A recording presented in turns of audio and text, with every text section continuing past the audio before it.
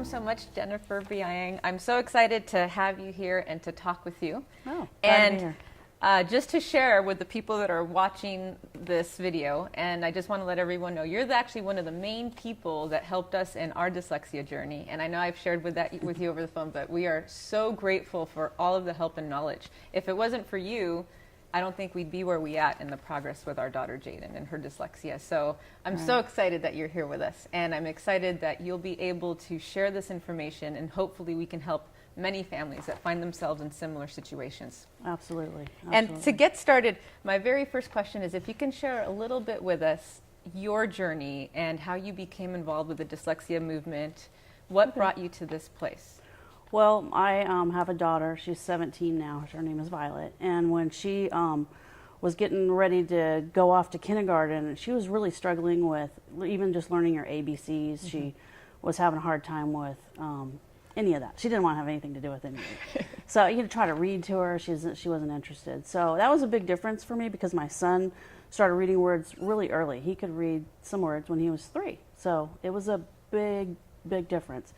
And I had no idea what was going on, but off she went to kindergarten, and she did okay in kindergarten, and then first grade came around and they started learning how to read, and she didn't. She just stayed there, and they said, well, maybe she's just because she's so young, let's see how the year goes. And it went by, and she still wasn't reading.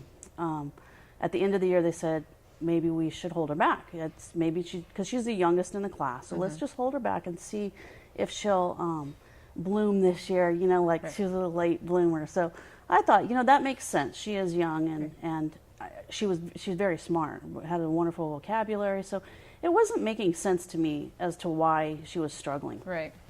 And we decided to do first grade again. And she reminds me that was a big mistake. She reminds me all the time. That was a big mistake that I made. I heard someone else make that anecdote that their students will always remember when they get held back, especially in this situation, because they are completely capable and full of potential. Right. And even at that little stage. First grade. It really affected her self-esteem. I bet. And one of the days, actually, just a little funny story, she got caught going to she was asked to go to the restroom, and instead she was out looking in the windows trying to find her other friends. And she was just heartbroken that she had to be in a class separate from her peers. And it was just sad. But anyway, that was a mistake that I made early on, thinking that was going to help. You didn't know any better. I had no idea. And neither did the school. They were just we were all trying to just do what was best. Right. Then it came time to go into second grade, and I had her on a transfer to a really good school district. And so then we had to renew the transfer, and it didn't go through. So she had to go to school in our district. Mm-hmm. And when she went to school there, she just struggled. She entered second grade reading, at the first grade level. And when she ended second grade, she was still reading at the first grade level. So I knew there was just something going on, and she was in trouble all the time at school, sitting on the wall for recess, not finishing her work, crying all the time, saying she was dumb, and I just didn't really know what to do.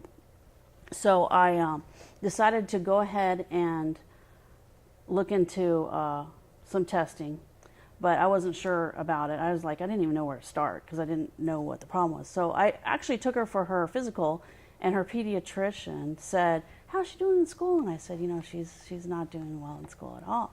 And she said, you know what? I wonder if she has some kind of a learning disability. She says, my son had dysgraphia, and it was really hard for him to learn how to write. And I just thought, I don't know.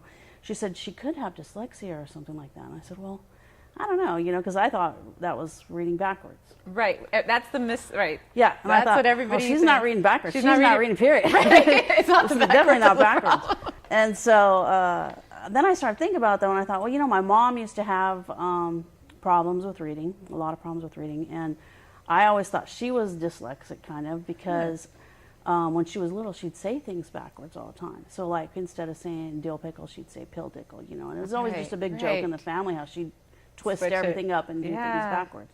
So I thought, oh, well, maybe Violet is. And then I started reading about it, and I found out it wasn't reading backwards. And I was like, what? I couldn't believe it. I was just like, you got to be kidding me. Right. So I arranged to have her privately tested. I went to the school several times and asked them, can you do something? And they... Right, because at this point you're desperate. I was desperate. At this point, desperate. you and have... I had some information, but right. not enough to really know what my rights were, not enough to proceed, not enough to even help right. the school to figure out what they needed to do. Right. And so I decided to go ahead and have her independently, evaluated privately. And the more I learned, it was like a book that just unfolded, like turning the pages, because it was just, it was eye-opening. I mean, my whole family has, like almost everybody in my family has some type of a learning disability. And right. yet we're extremely, smart people, entrepreneurs, right. Able to pretty much talk our way out of anything. But, school just never came naturally for really anybody in my school, except for my grandmother. She was quite a whiz. And then I had a couple cousins that did okay in school. They did okay. But everybody else really struggled, right. struggled. And after Violet got tested and I found out, yes, she's definitely dyslexic and stuff, I really started digging into it then. And I thought, I know what she needs, because when I was in elementary school, I got this special reading program, and it took me from a non-reader to an advanced reader. And I thought, if I could just get her this program. So I started doing research on it, and it was called Formula Phonics, and it was back in the early 70s. And I started researching, and I found out it was an Orton Gillingham-based program. Right. And it was funny because I remembered that as soon as I read Orton Gillingham, I said, I know that that's the program that I had. I could remember it because I remembered right. that name, Gillingham. My right. mom has a similar last name. So I was like, oh, that's the program that I had. Right. I was so excited, and I just knew exactly what she needed. And I went down to the district and I told them, I know what she needs. And they said, well, we don't consider dyslexia to be a learning disability. Right. We don't have any services for it, And I was like, you got to be kidding me. This is 30 years later, 40 years later, and right. we've gone backwards that far. And so I was pretty shocked to find out that there were no services available. And I looked for tutors in the area, and there weren't any. And I did meet one that had a waiting list for over a year. For a dyslexia tutor. Yeah, Wow. so no tutors, and I just had no idea what to do. So I research some more. Right. Spent a lot of time on the computer. Now, just to backtrack a little bit, so when so you did get an IEP, or she did get evaluated by the school? No. So they didn't. No, okay, at this point, because you didn't even know your rights at that point to even request that. I requested it over and over in writing. In writing. I mailed it in. I mailed it certified mail, and I didn't know though that if you have to follow through a certain way, they every time called me up and would make a deal with me to not test. Like they'd say, okay, well, let's try this and that, and we're going to do this, this, and that, and then we'll look at this again in 6 weeks or whatever. And I just kept on going, okay, I right. had no idea. At this point, you just want her to get help, and and at this point, you're still thinking, I'm collaborating with the school. They're they're trying to do the best for my child. Obviously, they're the experts. Exactly. So I just I wasn't getting anywhere with the school. So I said, you know what, I'm done. I'm not going to deal with the schools anymore. Then I'm just going to put her in private school. Right. And I put her in private school, and I still didn't have an answer as to how I was going to teach her how to read. But I did find a program. On your own? On my own.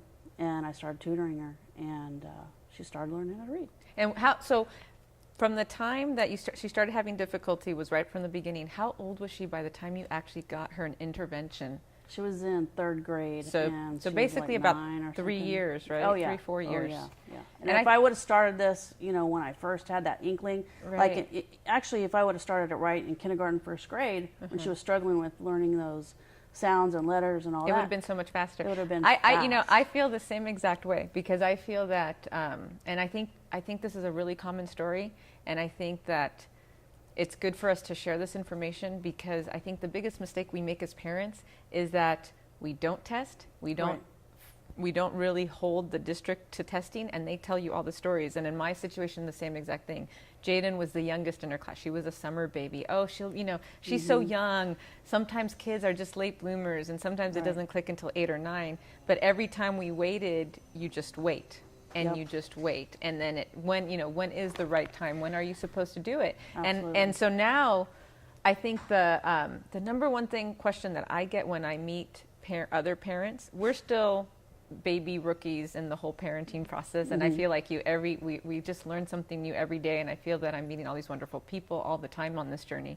But I do meet a lot of people who ask, oh, I think my child might have dyslexia, and then the other really cool thing that happens is that it turns out that almost everyone you talk to either is dyslexic, has a family member that's dyslexic, knows someone that's like dyslexic. It really is. Because they'll say, you know, I have my cousin or Yes. my husband. I've even had one, I think my husband's dyslexic. And it just goes on and on. But the reality is, and if 1 out of 5 people is dyslexic.